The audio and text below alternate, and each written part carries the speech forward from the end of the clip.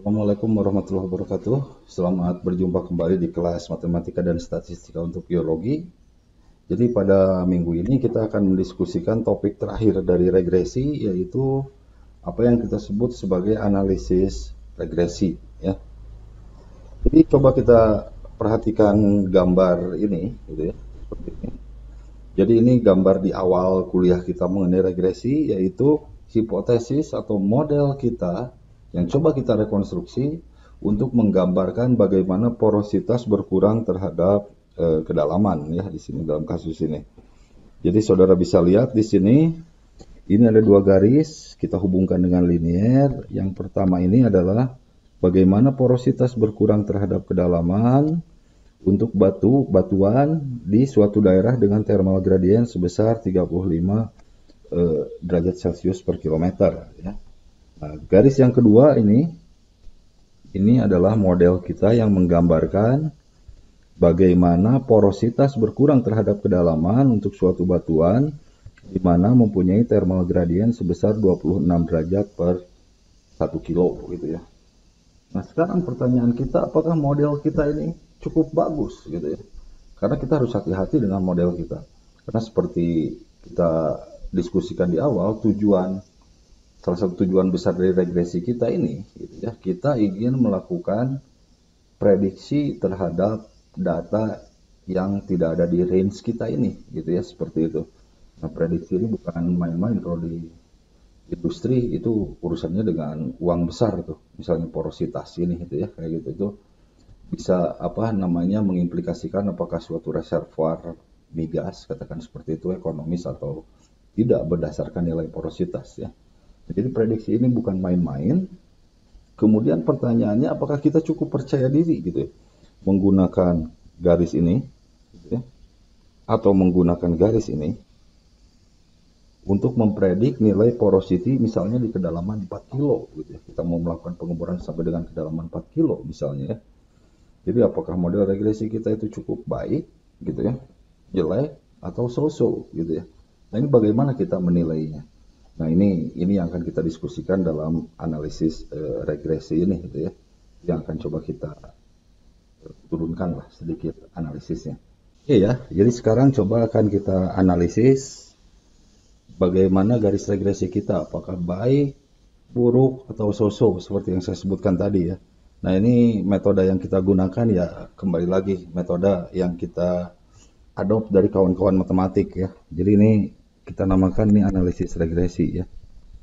Analisis regresi untuk menilai baik, buruk, atau so-so gitu ya, kayak gitu. Nah, ini kawan-kawan di matematik ini menganalisis regresi ini dengan apa yang dinamakan sebagai koefisien determinasi ya. Koefisien determinasi. Nah, ini seperti apa gitu ya. Ini yang akan kita coba diskusikan. Jadi misalnya kita punya kumpulan data yang berwarna merah-merah ini nih. Ini data-data kita gitu ya. Kayak gitu. Nah, kemudian kita berhipotesis bahwa data ini berhubungan secara linier, katakan seperti itu, dan kita aplikasikan metode least square yang sudah kita diskusikan, maka dapatlah garis regresi kita itu adalah ini ya. Jadi garis regresi yang terbaik yang bisa kita hasilkan dari kumpulan data jika kita berhipotesis bahwa data ini berhubungan secara linier. Jadi ini the best we can do, garisnya itu adalah yang hitam putus-putus ini. Tidak ada garis yang lebih baik menggambarkan data selain ini gitu ya. Jadi ini the best we can do. Nah, the best we can do ini perlu kita nilai ini apakah cukup representatif tidak gitu ya, seperti itu. Oke ya, nah sekarang kita coba lihat lagi. Ini adalah model regresi kita. Model regresi kita ini apa? Ini Y topi sama dengan A0 ditambah A1X ya, seperti itu. Ini A0, ini di sini ya, intercept. Ini sudah saya jelaskan. Seperti itu. Nah, dalam menganalisis regresi, kawan-kawan di matematik menggunakan acuannya itu. Ya. Acuan yang digunakan itu adalah nilai rata-rata. Ya. Jadi misalkan ini adalah rata-rata dari kumpulan data kita itu yang ini nih nilainya ini ya. Mas saya rubah warnanya aja biar tidak terlalu rame ya. Jadi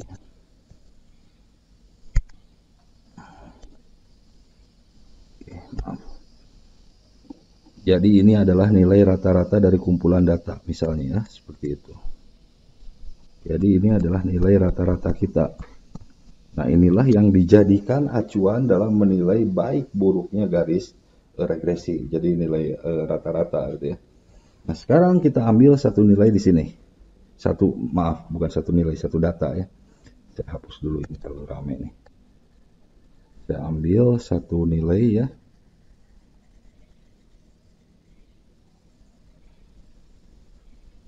Saya ambil satu nilai di sini nih ya. Jadi ini XI, aduh maaf, lupa jadi hitam lagi nih.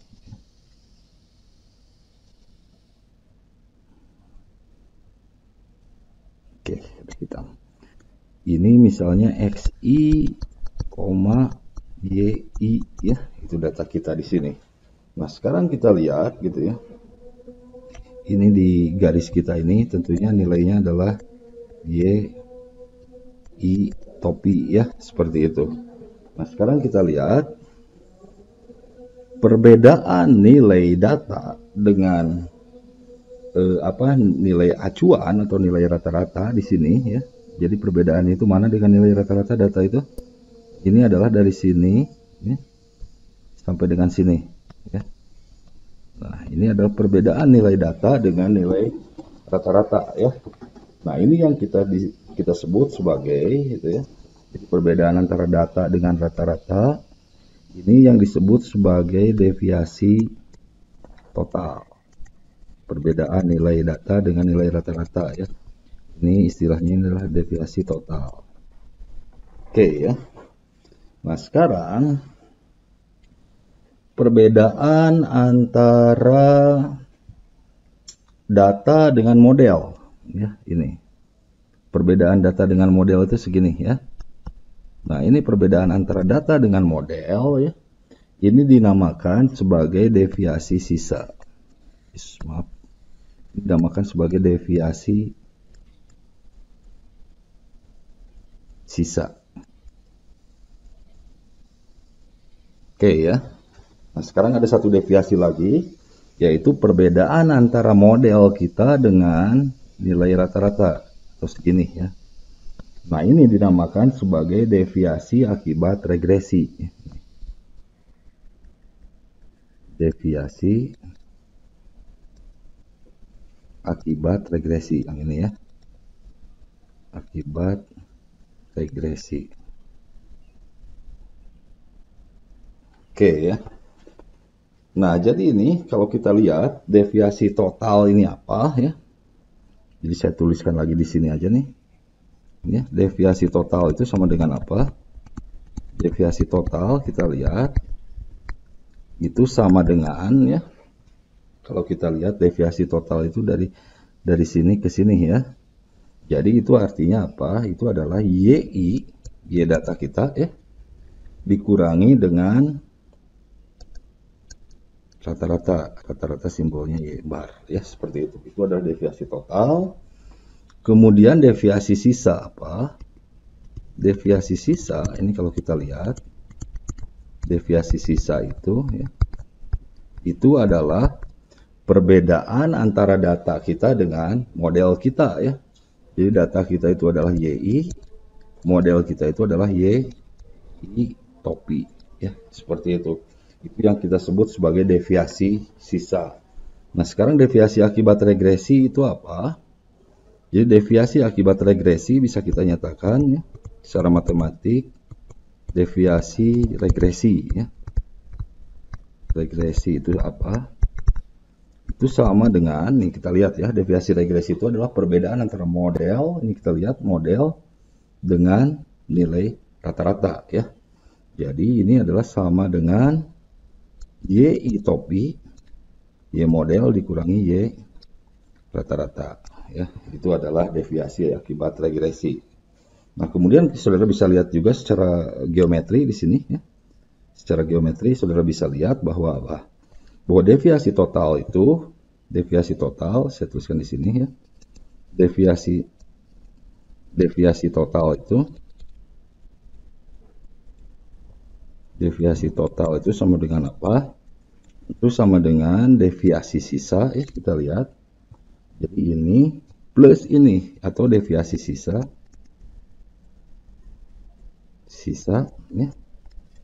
Deviasi sisa plus deviasi regresi. Oke ya. Jadi kita punya peristilahan seperti ini. Jadi deviasi total, pertama deviasi total itu adalah perbedaan antara nilai data dengan nilai rata-rata, itu deviasi total. Kemudian yang kedua deviasi sisa itu adalah perbedaan antara data dengan model, ya. Kemudian deviasi akibat regresi itu adalah perbedaan antara model dengan nilai rata-rata, ya, seperti itu. Nah, deviasi total sama dengan deviasi sisa plus deviasi akibat regresi, ya. Nah, saya akan tuliskan lagi karena ini konsep yang cukup penting saya rasa. Jadi saya tuliskan lagi bahwa deviasi total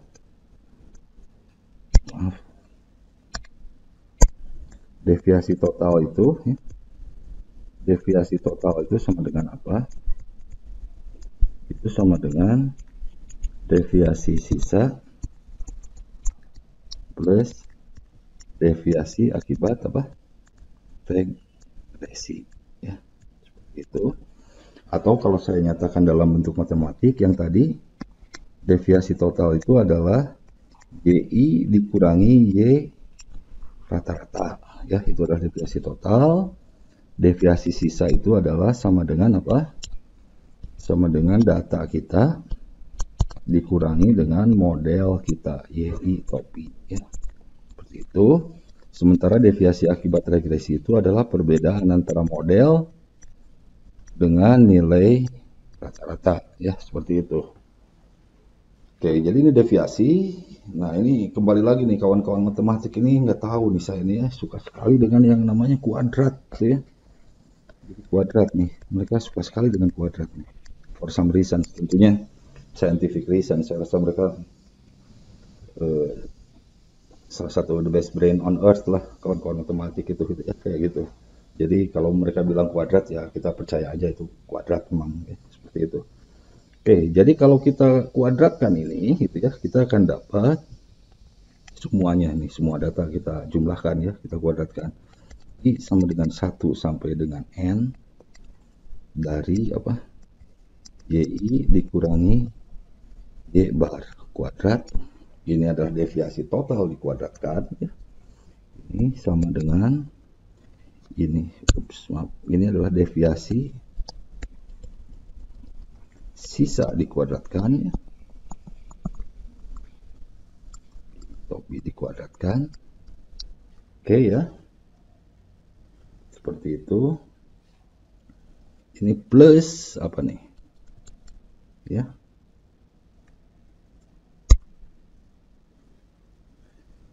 Plus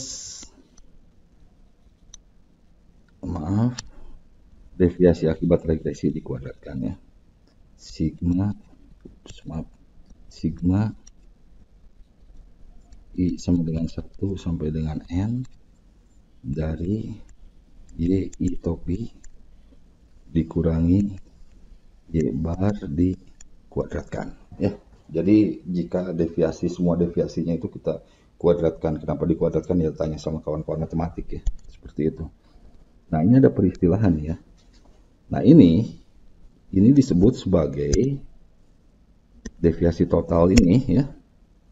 Ini adalah JKT ya. Jadi jumlah kuadrat total, jumlah kuadrat dari deviasi total ya. Itu jumlah kuadrat total, kita singkat seperti itu. Nah, sementara ini deviasi sisa ini bisa kita singkat sebagai JKS ya.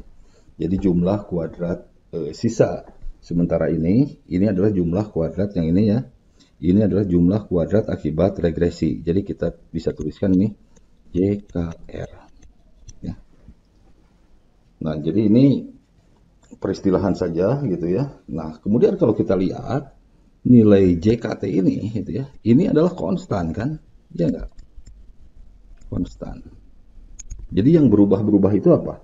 Yang berubah-berubah itu adalah JKS dan JKR. Jika JKS tinggi, maka JKR harus rendah. Dan demikian sebaliknya, jika JKR tinggi, maka JKS harus rendah, seperti itu gitu ya. Jadi apa namanya? Karena nilai JKT itu konstan, maka baik buruknya regresi ini tergantung dari JKS dan JKR. Jadi baik buruknya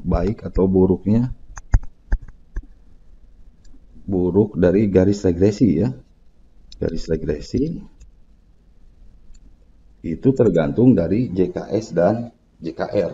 Nah, sekarang saya akan kembali lagi ke note saya sebelumnya yang tadi yang ini ya. Nah, ini kalau saudara perhatikan, kira-kira ini intuitif aja gitu ya, intuitif saja. Jadi kalau garis regresi yang baik gitu ya, garis regresi yang baik, ini yang cukup reliable, itu kira-kira yang deviasi sisa atau deviasi akibat regresinya yang kecil gitu ya. Nah, tentunya kalau kita lihat di sini gitu ya, jadi kita ingin bahwa garis itu menggambarkan data. Jadi artinya secara grafis kita ingin garis itu senempel mungkin dengan data seperti itu. Nah, senempel mungkin dengan data itu artinya apa? Artinya kita ingin deviasi sisanya itu sekecil mungkin. Nah, itu jadi itu yang kita inginkan ya, deviasi sisa sekecil mungkin. Jika deviasi sisanya kecil gitu ya, maka kita bisa sebutkan bahwa garis regresi kita itu adalah baik. Tapi jika deviasi sisanya besar, maka ya mungkin so-so atau buruk gitu ya. Nah, tapi tidak hanya deviasi sisa, kata matematik, atau kawan-kawan matematik harus dikuadratkan dulu katanya, baru kita nilai gitu ya, seperti itu. Oke ya, jadi itu sedikit mengenai analisis regresi penurunannya ya. Nah, jadi sekarang saudara saya perkenalkan dengan peristilahan yang namanya koefisien determinasi ya. Koefisien determinasi atau ini simbolnya itu adalah R kuadrat ya, koefisien determinasi ini nih ya. Nah, kemudian sebagai konsekuensi dari tadi ya, karena JKT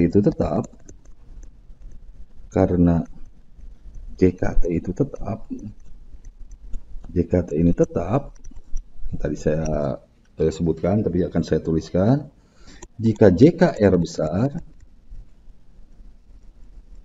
maka apa ini implikasinya? Implikasinya adalah JKS-nya adalah kecil ya. Nah, ini yang kita sebut, kalau JKS-nya kecil artinya perbedaan antara data dengan model itu sangat kecil gitu ya. Maka ini kita sebut sebagai garis regresi kita itu cukup, garis regresi kita itu adalah cukup baik ya. Regresi kita itu baik ya. Seperti itu. Nah, tapi sebaliknya jika JKR-nya kecil, ini implikasinya apa? Ini implikasinya adalah JKS-nya besar. Jadi sangat besar sekali deviasi antara data kita dengan model. Implikasinya apa? Tentunya regresinya jadi buruk. Ya, seperti itu. Oke ya. Nah, jadi R kuadrat ini atau koefisien determinasi ini apa? Ini adalah indeks yang untuk menyatakan perbandingan antara JKR dengan JKT ya.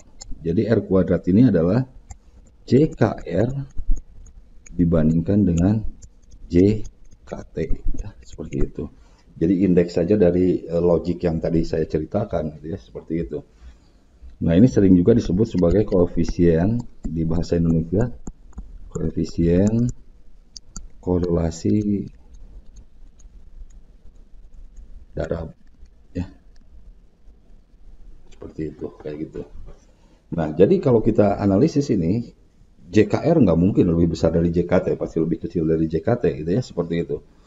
Atau maksimal sama dengan JKT. Jadi kalau JKR ini maksimal sama dengan JKT, ini artinya apa? Kita bisa tuliskan poin pertama bahwa R kuadrat itu,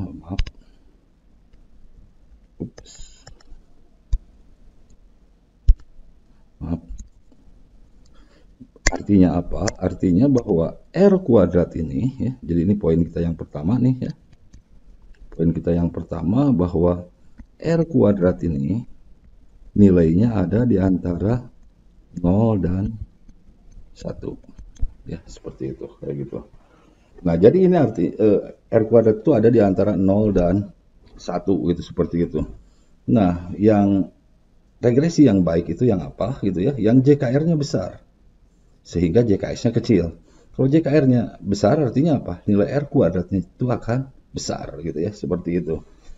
Nah, jadi regresi itu dinilai dari seberapa besar R kuadrat gitu ya. Kalau R kuadratnya besar artinya JKR-nya besar sehingga JKS-nya itu adalah kecil, regresinya baik gitu ya, seperti itu. Nah, di engineering nanti saudara akan temui biasanya kalau kita bilang R kuadratnya itu lebih besar atau sama dengan 80%, ini kita bisa cukup percayai garis regresi yang kita rekonstruksi. Jadi model regresinya bisa kita bilang model regresinya itu cukup reliable. Nah, tapi nanti ini tergantung dari pengalaman saudara juga gitu ya, berapa sih R kuadrat yang cukup reliable itu. Oke ya, nah sekarang saya akan coba berikan ilustrasi mengenai nilai R kuadrat ini dan hubungannya dengan kumpulan data gitu ya. Nah, ini untuk contoh kasus yang pertama, katakan kita punya data ini kalau kita lihat di sini ya, ini apa namanya tersebar seperti lingkaran begini gitu ya. Gitu. Nah, kalau kita misalnya rekonstruksi model regresi linear terhadap kumpulan data ini, gitu ya, dengan metode least square, maka garis yang terbaik, the best we can do untuk menggambarkan kumpulan data ini secara linear adalah garis ini, gitu ya, seperti ini. Nah, jadi kalau saudara lihat di sini, garis ini artinya apa? Artinya nilai Y berapapun pada model itu sama dengan apa? Nilai Y rata-rata. Nah, itu berimplikasi apa? Itu kalau saudara bisa coba hitung nanti gitu ya. Bahwa R kuadratnya ini adalah sama dengan 0. Ya, sama dengan 0 seperti ini. Jadi ini artinya regresi garis apa model regresi linear kita ini rubbish gitu ya. Tidak bisa kita pakai R kuadratnya sama dengan 0. Jadi kita harus cari apa kalau seperti ini? Kita harus cari hubungan yang lainnya gitu ya, seperti itu. Nah, ini karena ini implikasinya luar biasa. Jika kita ingin memprediksi berapa harga Y pada saat X di sini misalnya, kita akan predik nilainya di sini gitu ya. Pada harga X berapapun nilai Y-nya sama, padahal pada kenyataannya nilai Y-nya itu mengikuti lingkaran seperti ini. Jadi ini R kuadratnya sama dengan 0. Jadi saudara rubah tuh regresinya ya. Regresinya lingkaran kalau seperti ini gitu ya. Nah, ini kasus ekstrim yang pertama nih. Kemudian kasus ekstrim yang kedua, ini kita punya data seperti ini nih. Ini data kita ya. Data kitanya bagus nih, lurus ini seperti ini. Nah, kalau kita rekonstruksi atau model regresi linear dari kumpulan data kita ini dengan metode yang sama, metode least square, maka kita akan dapat garis yang berwarna biru ini, maaf nih ya. Nah, kalau kita perhatikan garis yang berwarna biru ini, semua data ini menempel dengan garis gitu ya. Semua data menempel dengan garis artinya apa? Artinya deviasi sisanya itu sama dengan 0. Kalau deviasi sisa sama dengan 0 artinya apa? Deviasi akibat regresinya atau kalau kita kuadratkan itu adalah JKR gitu ya. JKR itu akan sama dengan jumlah kuadrat deviasi total. Artinya apa? Artinya R kuadratnya sama dengan 1. Kalau R kuadratnya sama dengan 1, itu artinya apa? Kita cukup percaya diri menggunakan garis warna biru ini untuk memprediksi nilai di luar range data kita. Misalnya nilai di sini, kita bisa predik aja nilainya di sini kurang lebih ya, seperti itu. Kayak gitu. Nah, jadi itu apa physical meanings dari R kuadrat tersebut gitu ya. Nah, tapi ini sedikit nih hati-hati nih ya. Hati-hati karena ini bisa jadi pitfall ya. Jadi bisa jadi pitfall. Jadi misalnya ini nih ya. Jadi kalau kita punya dua data gitu ya. Kita hanya punya dua data nih ya. Nah, kemudian dua data itu kita hubungkan dengan regresi linear dengan metode least square. Maka garis seperti apa yang akan kita hasilkan? Ini pasti nih, I put my money on this, saya berani taruhan ya. Maka garis regresi linear dengan metode least square itu adalah yang ini. Nah ini kalau kita lihat garisnya ini betul-betul nempel dengan data. Jadi artinya apa? Artinya R kuadratnya sama dengan 1 gitu ya. Nah tapi the next question gitu ya, apakah kita akan cukup percaya diri gitu ya untuk menggunakan model ini untuk mempredik nilai di luar range data kita. Jadi misalnya kita akan mempredik nilai di sini.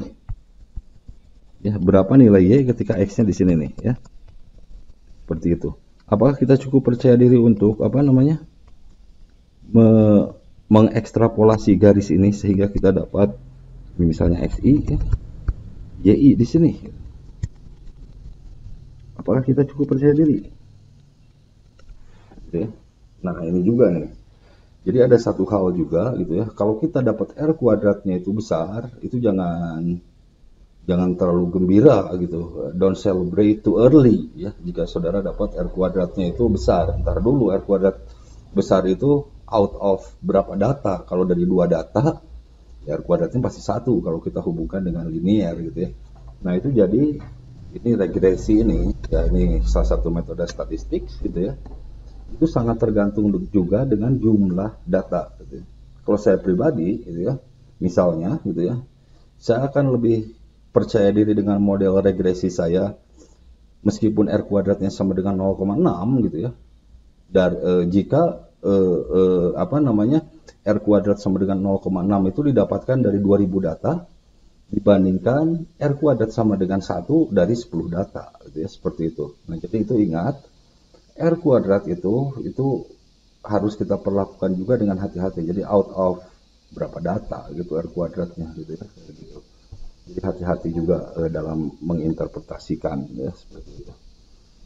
Oke, jadi itu saya rasa saya sudah berikan semua yang saya punya sehubungan dengan regresi. Saudara bisa baca juga buku-buku statistik untuk memperkaya ya.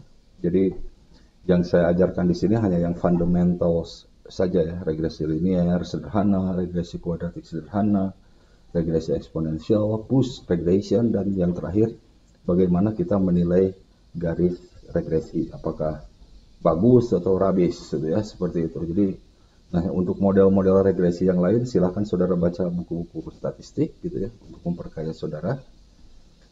Oke, jadi itu yang bisa saya berikan untuk regresi. Terima kasih. Assalamualaikum warahmatullahi wabarakatuh.